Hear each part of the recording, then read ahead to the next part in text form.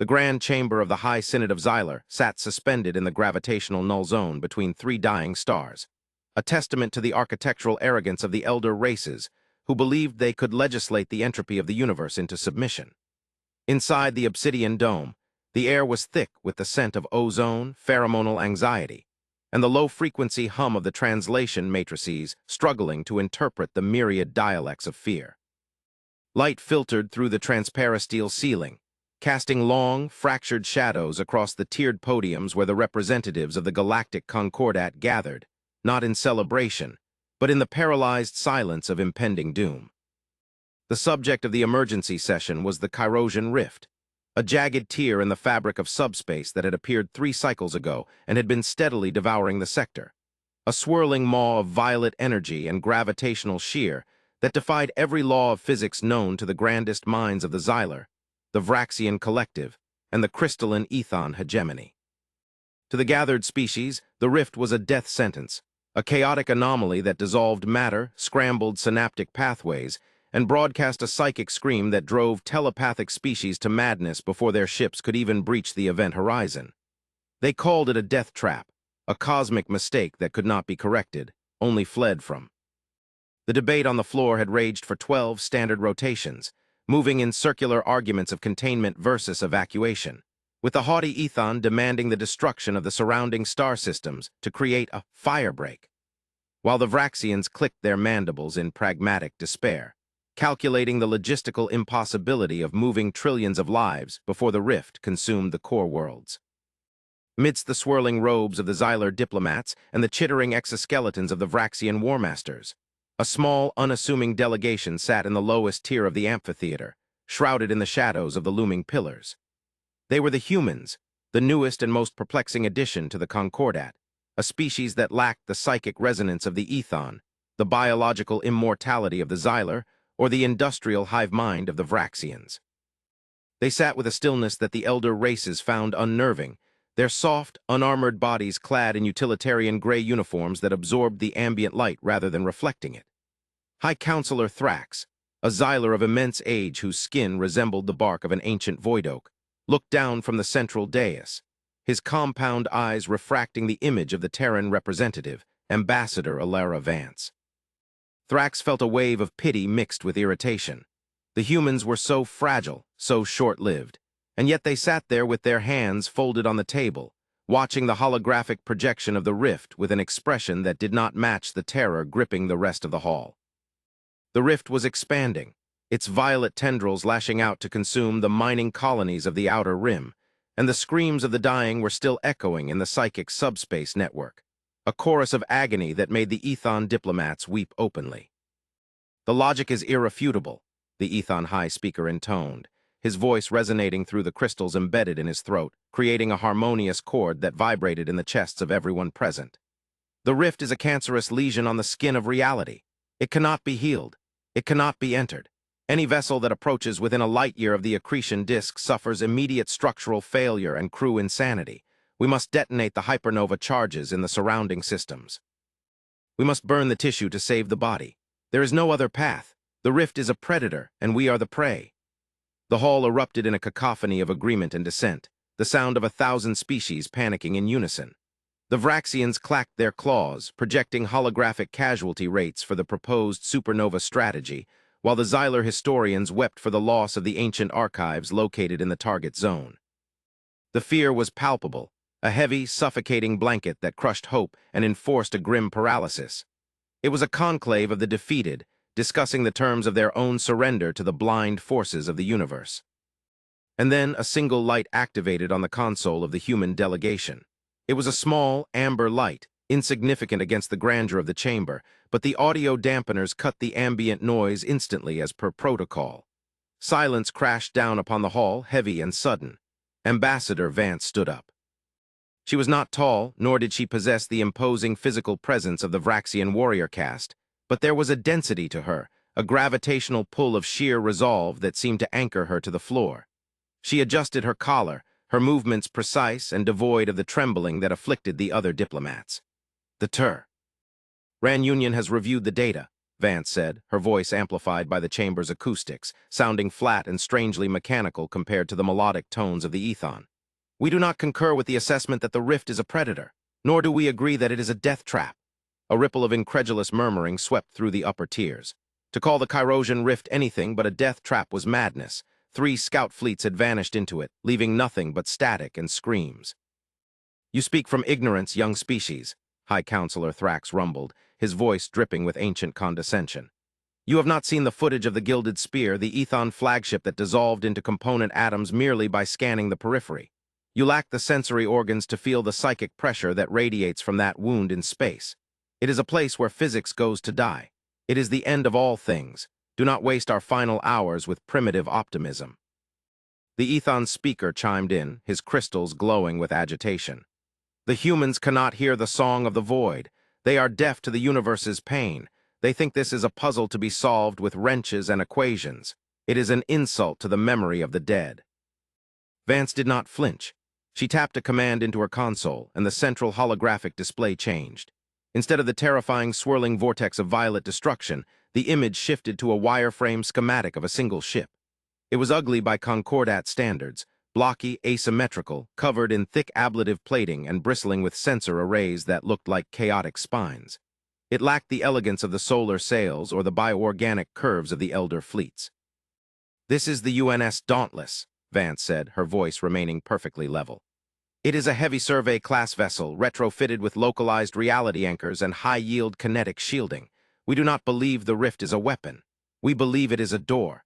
And where there is a door, there is a room beyond it. We propose a mission to enter the rift, navigate the turbulence, and determine the source of the anomaly. Laughter, harsh and discordant, rang out from the Vraxian delegation. A mission? One of the insectoid generals chattered, his mandibles clicking in a rhythm of mockery. Into the grinder, you do not send a ship into a black hole's event horizon and call it a mission. You call it a sacrifice. You call it suicide. The radiation alone will liquefy your soft tissues before you breach the outer perimeter. The psychic shear will turn your brains to vapor. This is not bravery, human. This is the stupidity of a species that has barely crawled out of its gravity well. The insult hung in the air, unchallenged by the other races who nodded in agreement. The humans were known for their reckless expansion, their willingness to colonize worlds that others deemed uninhabitable, but this was madness on a different scale. We are aware of the risks, Vance replied, her eyes scanning the tiers of mocking aliens with a cold, analytical detachability that was far more unsettling than anger. But we have analyzed the frequency of the psychic scream you describe. It is not a weaponized attack. It is a distress signal broadcast on a wavelength that your telepathic biology interprets as pain. We are shielded from such things. We are blunt instruments in a galaxy of fine crystal. Perhaps that is exactly what is required. She paused, letting the silence stretch until it became uncomfortable. The Dauntless launches in 3 standard hours. We are not asking for permission. We are informing you so that you do not fire upon us in your panic. We are going in. The departure of the UNS Dauntless was watched by the combined fleets of the Concordat from a safe distance of 2 light years. The alien sensors painted the human ship as a smudge of carbon scoring and primitive alloys, a tiny speck of defiant matter moving against the backdrop of the swirling violet nightmare that was the rift. On the bridge of the Ethon flagship, the High Speaker watched the telemetry with a mixture of horror and morbid curiosity. He could feel the rift even from this distance, a dull ache in his mind, a whisper of chaos that threatened to unravel his thoughts. He could not imagine what the humans were experiencing as they drew closer. Surely they were already dead. Surely the crew was clawing at their eyes, driven mad by the impossible geometry of the anomaly. But on the bridge of the Dauntless there was no screaming. There was only the hum of cooling fans, the rhythmic clicking of keyboards, and the calm, clipped voices of the bridge crew calling out variance parameters. Captain Elias Thorne sat in his command chair, a mug of coffee secured in a magnetic grip, his eyes fixed on the main view screen which showed a kaleidoscopic storm of impossible colors. The ship shuddered violently, the hull groaning under the gravitational shear that would have. He torn a crystalline Ethon ship apart in seconds. But the Dauntless was not built of crystal. It was built of titanium and sheer stubbornness, welded together with the paranoid engineering of a species that had spent its entire history fighting its own environment. Gravimetric shear at 400%, called out Lieutenant Sarah Kincaid from the helm, her hands flying across the tactile interface. Inertial dampeners are redlining, Captain. We're getting hull stress warnings on decks 4 through 9. Thorne took a sip of his coffee. Route auxiliary power to the structural integrity fields. Lock down the bulkheads. Keep us steady, Sarah. Ignore the visuals. Fly by the math. The view screen showed space folding in on itself, stars stretching into infinite lines of light, colors bleeding into sounds, a sensory overload that would have incapacitated an alien mind. But the humans filtered it out. They looked at the numbers. They looked at the vectors. They imposed order on the chaos because their minds were not open receivers to the universe. They were fortresses, closed off and fortified. Psychic noise levels are rising, reported the science officer, Dr. Eris Thorne, the captain's brother. If we were telepathic, our heads would have exploded by now. As it is, I'm just getting a mild headache and some interference on the comms. He tapped his screen. The alien fleets are hailing us. They're screaming at us to turn back. They say our biosigns should be flatlining. Captain Thorne smirked, a grim tightening of his lips. Tell them we're busy. Cut the feed. We're crossing the threshold. The Dauntless pushed forward, its engines flaring with blue-white fire, driving a spear of kinetic energy into the heart of the storm. To the watchers outside, the human ship seemed to elongate, twisting into a spiral of light before vanishing completely into the violet maw of the rift. The Concordat fleets fell silent. The signal from the Dauntless was gone. The death trap had claimed another victim. Inside the rift, reality had abdicated its throne.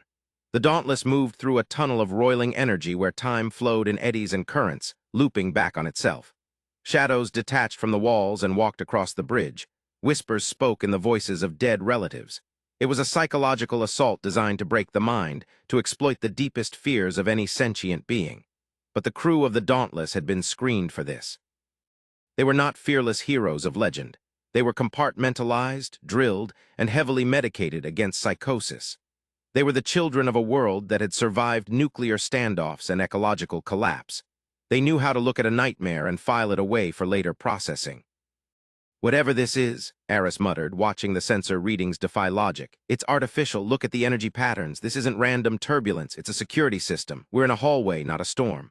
The ship shook violently as a wave of purple lightning arced across the bow, scorching the sensors. It's trying to push us out, Kincaid gritted out, fighting the yoke.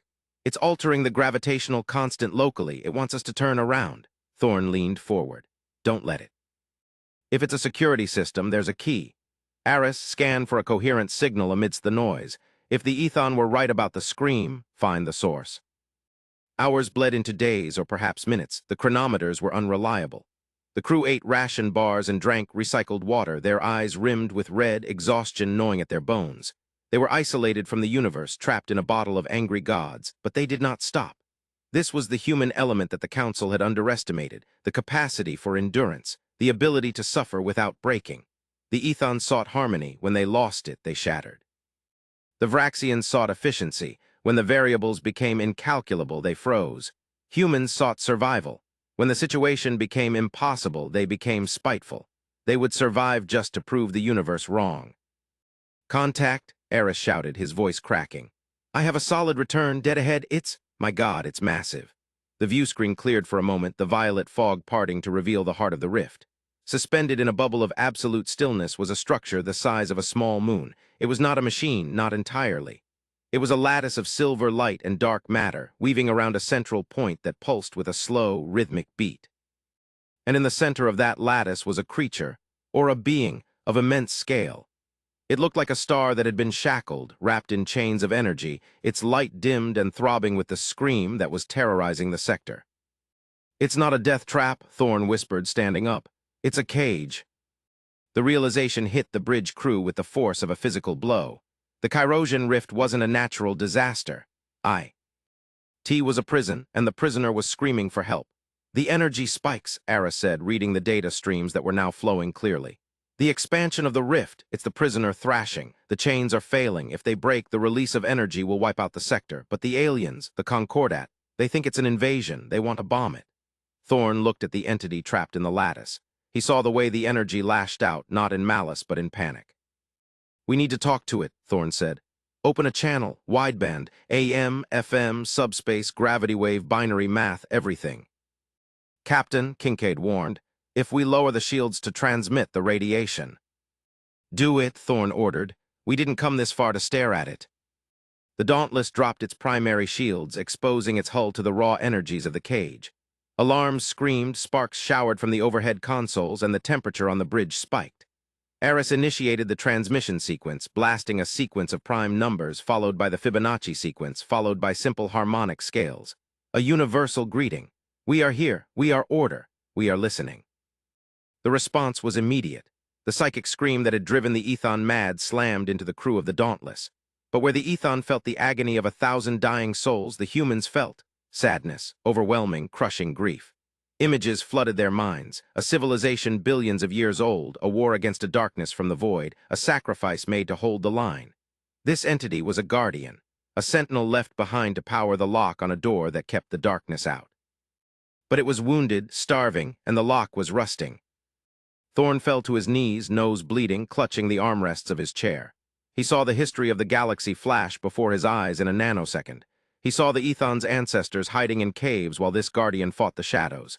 He saw the Vraxians as mindless larvae while this being built the walls of reality. It's hurt, Thorn gasped. It needs energy. It's draining the sector because it's dying. The rift is its death throes. We can't fix a star god, Captain, Kincaid choked out, wiping blood from her eyes. We can't fix it, Thorn said, struggling to his feet. But we can jumpstart it, the warp core, the antimatter reserves. If we detonate our fuel supply in a directed stream into the lattice, we might be able to stabilize the feed, give it a boost. That leaves us stranded, Eris said, his voice quiet, dead in the water inside a dimensional anomaly. Thorn looked at his crew. They were terrified, they were hurt, they were human. The mission, Thorn said, was to determine the source and neutralize the threat. We found the source. If we let this thing die, the containment fails and whatever is behind it comes through. If we save it, the rift closes. We drift, maybe for eternity, but the sector lives. He didn't need to ask for a vote. He saw the set of their jaws, the nod from Kincaid, the rapid typing from Eris. They were the Dauntless. They called it a mission. Eject the core, Thorn ordered. Direct all auxiliary power to the containment beam. Let's feed the fire. Outside the rift, the Concordat fleets were preparing to fire. The Ethon had convinced the Council. The firebreak strategy was approved. The dreadnoughts charged their weapons, targeting the suns of the surrounding systems. They would burn 12 worlds to save 1,000. Ambassador Vance stood in the Grand Chamber watching the countdown. She had been silenced, her pleas ignored. They are gone, the High Counselor told her gently. Your ship is dust. Do not mourn them. Mourn the necessity of what comes next. They are not dust, Vance said, her voice trembling with suppressed rage. They are working. Suddenly, the sensors of the entire fleet blinded out. The rift, which had been a swirling vortex of violet, suddenly turned a brilliant, blinding gold. A pulse of energy, pure and harmonious, swept out from the center, washing over the Concordat ships. It did not destroy. It did not madden. It passed through the Ethon ships, and the crews fell to the floor, weeping as they felt the sudden absence of the scream. They felt a wave of gratitude, a cosmic thank you that resonated in their very souls. The Vraxian computers reset, their logic loops clearing. The Xylar felt the weight of history settle into a new chapter. The rift began to shrink. The violet clouds evaporated, leaving behind calm, stable space. And there, in the center of the fading anomaly, drifting listlessly, was the UNS Dauntless. Its hull was scorched black, its engines were dead, its power signature faint as a dying candle. But it was there. The silence in the Grand Chamber was absolute. The High Counselor stared at the image of the broken human ship. He looked at the readings. The rift was gone. The radiation was gone. The threat was neutra. Lies not by fire, not by destruction, but by something else. What did they do? The Ethon speaker whispered, his crystals dim. How did they survive the death trap? Vance looked at the screen, tears finally spilling down her cheeks. They didn't treat it as a trap, she said softly. They treated it as a patient. The recovery of the Dauntless was the largest joint naval operation in the history of the Concordat. Ethon tractor ships gently pulled the scarred vessel back to real space. Vraxian engineers, humbled and awed, boarded with repair crews, bringing power cells and medical supplies. When they opened the airlock, they expected to find corpses. Instead, they found the human crew playing cards by the light of emergency glow sticks, shivering in the cold but alive. Captain Thorn was brought before the High Council, not as a prisoner or a junior member, but as a hero. He stood before the dais, his uniform dirty, his face unshaven, looking every bit the primitive primate they had mocked days ago. But now, the High Counselor Thrax lowered his head in a gesture of supreme respect. The Ethon speaker chimed a song of honor. "You have saved the sector," Thrax said. "You walked into the fire and did not burn. You have taught us that our fear blinded us to the truth. We thought the rift was a predator. You saw it as a responsibility. How did you know?" Thorn rubbed his eyes, tired beyond measure. "We didn't know," he admitted. "We just guessed. Humans. We don't like leaving things broken, and we don't like assuming that something scary is automatically evil. Sometimes the thing screaming in the dark isn't a monster, it's just alone." The council was silent, absorbing the philosophy of this short-lived, fragile species. They had built empires on certainty, on prophecy, on logic. The humans built their future on hope and the stubborn refusal to accept the impossible. But the story did not end with the metals and the Alliance. Later, in a private debriefing with the highest levels of the new Terran Concordat Alliance, Thorn requested a secure room. He laid out the data logs from the core of the rift, the logs that showed what the Guardian had shown him. "We fixed the lock," Thorn said, his voice grave. "We fed the Guardian and the cage is secure again. The rift is closed." "Then there is peace," the Ethon representative said, relieved. Thorn shook his head. He pulled up a star map, zooming out beyond the galaxy into the deep dark of the intergalactic void. He pointed to a region of darkness that was moving, blotting out the distant stars of Andromeda. "The Guardian wasn't keeping the rift open to eat us," Thorn said. "It was keeping it open to warn us. The rift was a lighthouse, and now we know what it was shining on." He looked at the alien leaders, seeing the dawn of a new, colder fear in their eyes. But this time he saw something else too. He saw them looking at him, and at the human delegation, not with pity, but with reliance. "Something is coming," Thorn said, his voice steady, the voice of a human who had looked into the abyss and spat in its eye. "The Guardian held it back for 1,000,000 years. Now it's our turn. The death trap wasn't the rift. The death trap is what's coming next, and we have work to do." The camera pulled back from the council chamber, through the hull of the station, out into the vast, starry expanse of the galaxy. The Dauntless sat in dry dock, sparks flying as alien and human engineers worked side by side to weld new armor onto its frame. It looked tougher now, meaner, ready. The galaxy had been small and fearful, divided by suspicion. Now it was united by a single, terrifying truth and the indomitable spirit of the species that had walked into the fire and walked back out. The humans had turned a death trap into a mission, and now the mission was the survival of everything. The screen faded to black, leaving only the sound of a single, steady heartbeat, the sound of a galaxy waking up. The weeks following the Chirosian event, as it was sterilized in the official records, were a period of unprecedented socio-political upheaval within the Concordat. The revelation that a primitive species had solved a crisis that had baffled the elder races for years caused a fracture in the dogmatic hierarchy of the galaxy. The Ethon hegemony, whose entire societal structure was based on their claimed superior connection to the universe's psychic undercurrents, faced a crisis of faith. Their crystals dimmed in mourning for their shattered pride. They had heard a monster where the humans had heard a victim. This dissonance forced a reformation, a painful shedding of eons of arrogance. They began to send initiates to Earth, not to teach, but to observe.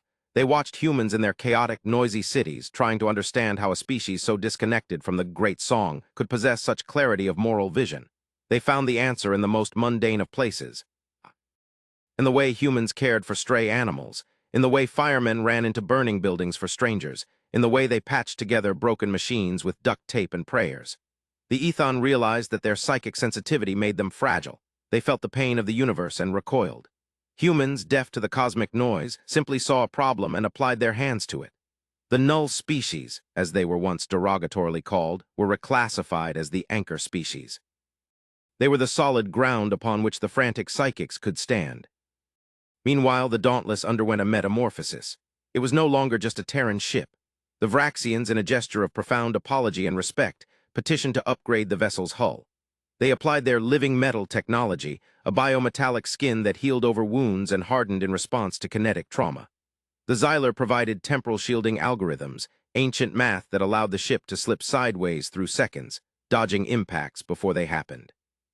The Ethon installed a psychic dampening core, a crystalline heart that would protect the crew from the mental assaults of deep space entities.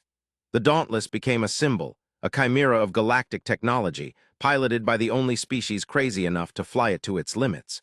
Captain Thorn, uncomfortable with his newfound celebrity, spent his time in the space dock, overseeing the refits. He didn't care about the politics. He cared about the data he had retrieved from the Guardian. The warning the Guardian had broadcast was fragmented, a sensory file that was difficult to translate into linear speech. It was a memory of a shadow. Thorne and his science team, along with the top minds of the Concordat, spent months deciphering it. They worked in a newly constructed facility on the moon of a gas giant, far from the prying eyes of the panic-prone public. The facility, named Project Lighthouse, was the first truly multi-species initiative. The atmosphere inside was tense but productive. For the first time, a Vraxian engineer would hand a tool to a human technician without a sneer. They were united by the puzzle. "The trajectory is clear," Eris Thorne said during a briefing, pointing to the holographic star chart that filled the room. The entity, the Guardian, was part of a network, a chain of sentient stars created by a precursor civilization, the Architects. They built a perimeter fence around this galaxy and several others in the local cluster. He tapped the map, highlighting a series of dead zones where navigation was impossible.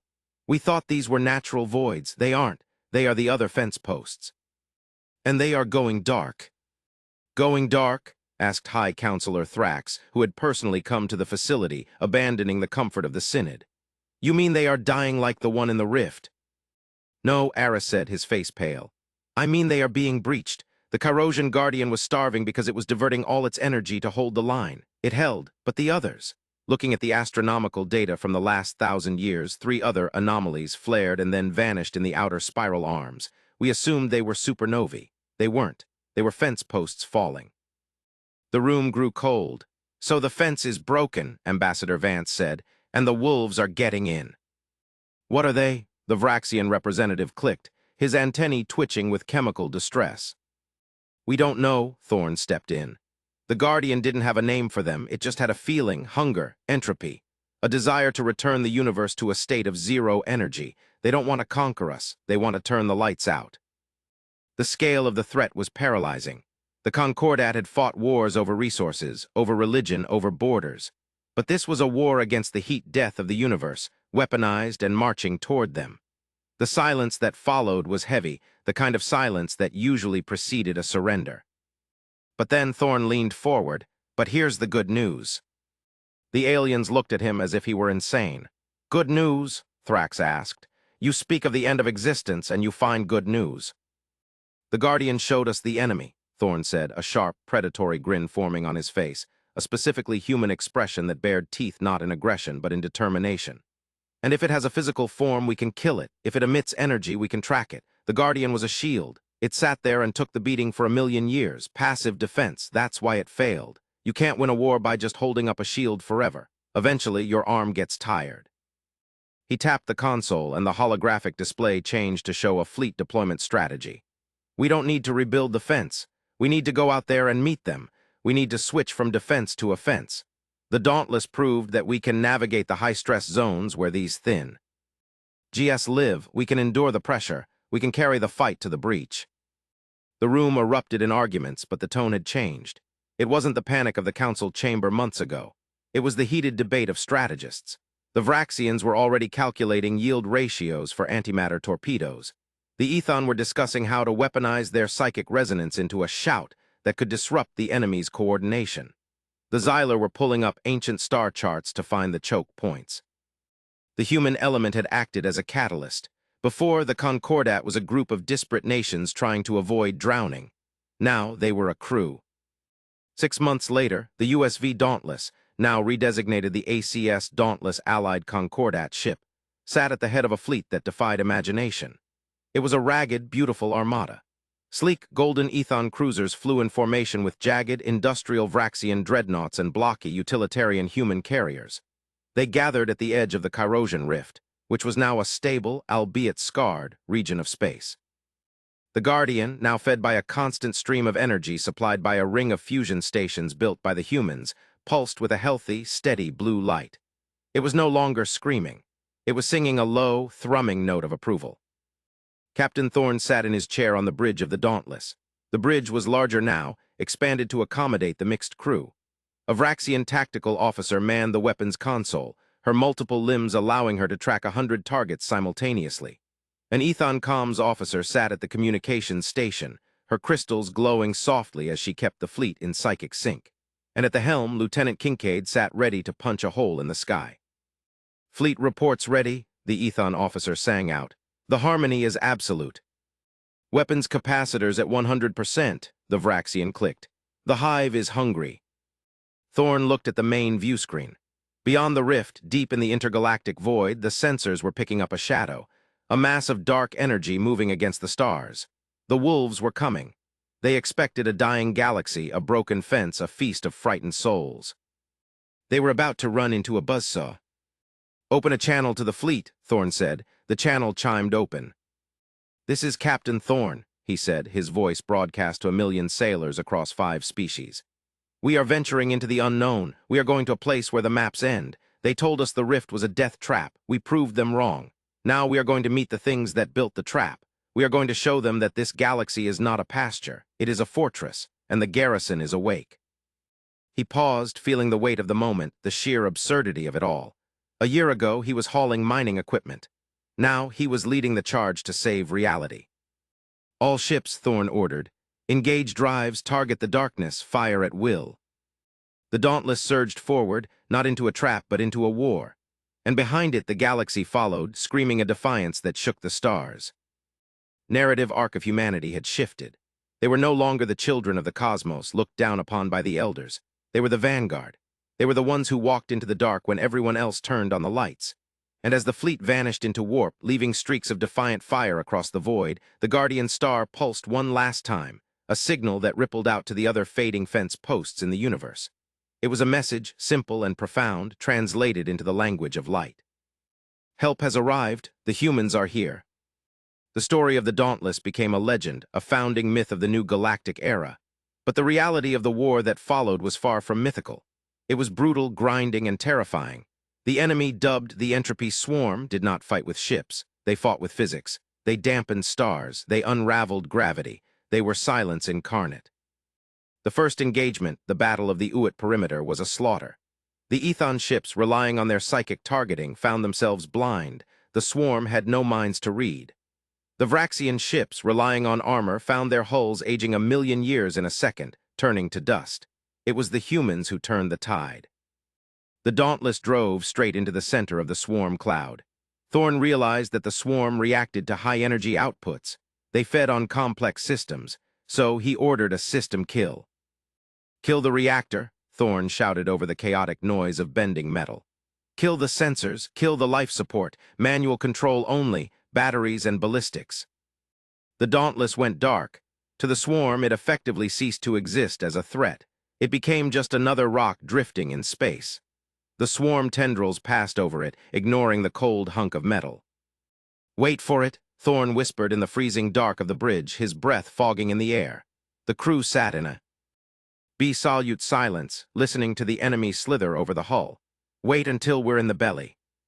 When the Dauntless had drifted into the very center of the Swarm's command node, a nexus of dark matter, Thorn yelled, "Light it up." The engineers slammed the magnetic interlocks. The reactor didn't just restart, it surged. They detonated a spread of nuclear-shaped charges, not outward, but inward, channeling the force into the ship's main deflector dish, which acted as a shotgun barrel for raw plasma. The blast tore the heart out of the Swarm node. The backlash shattered the Dauntless's main drive and cracked the hull in 3 places, but the node dissolved. The Swarm, confused and headless, recoiled. The rest of the Concordat fleet, seeing the opening, poured fire into the gap. They won, but the cost was high. The Dauntless had to be towed back, a wreck of twisted metal and radiation scars. But the lesson was learned. You don't fight entropy with elegance. You fight it with grit. You play dead, then you bite the throat. This tactic, the Thorn maneuver, became standard doctrine. The war dragged on for a decade. Worlds burned, species died. But the line held. The alliance forged in the rift hardened into steel. And in the end, it wasn't a weapon that ended the war. It was, again, a human refusal to accept the binary choice of kill or be killed. The Swarm was not evil. It was a natural process, a galactic immune system trying to wipe out what it perceived as a virus, the unchecked expansion of energy-consuming civilizations. It was trying to conserve the universe's battery life by culling the heavy users. The final mission of the Dauntless, rebuilt for the 12th time, was not to destroy the Swarm source, but to communicate with it. They returned to the Chirosian Rift. The Guardian Star was the translator. Thorn, gray-haired now, scarred and tired, stood before the Guardian. "Tell them," Thorn said to the star, "that we can learn to be efficient. Tell them we aren't a virus, we are symbionts. We can maintain the garden, we can fix the stars they can't reach." It was a gamble, a diplomatic argument with a force of nature. The Guardian sang the message into the void. The swarm paused. The dark clouds that surrounded the galaxy stopped advancing. For a month, the galaxy held its breath. Then the swarm receded. They didn't leave entirely. They retreated to the intergalactic dark, watching, waiting. It was a truce, a probationary period for the Milky Way. The humans had negotiated a ceasefire with death. The final scene of the saga takes place 50 years after the first entry into the rift. The grand chamber of the Synod is different now. It is open to the sky, no longer hiding behind armored domes. The hierarchy of the tiers is gone. The tables are arranged in a circle. Ambassador Alara Vance, now an old woman, sits representing Terra. Beside her is a young Ethon, a Vraxian, a Xyler. And in the center of the room there is a hologram, not of the rift, but of the Dauntless. The ship had been retired. It was now a museum, floating in orbit above the restored Chirosian Guardian star. "They called it a death trap," Vance said to the assembly of new delegates, her voice raspy but strong. "They said it was where physics went to die, but one ship went in anyway, not because they were brave, but because they had a job to do." She looked around the room, at the unity that had been bought with blood and stubbornness. "Never let anyone tell you a door is closed," she said. "If it's locked, kick it down. If it's a wall, tunnel under it. If it's a death trap, treat it as a mission." She smiled a small human smile. Session adjourned. As the delegates filed out, talking in 100 languages, the camera lingered on the hologram of the Dauntless. The ugly, blocky, beautiful ship that had saved the world. And on its hull, etched in the scars of the void, was the motto that the crew had painted there during the darkest days of the Swarm War. Audre est facere. To dare is to do.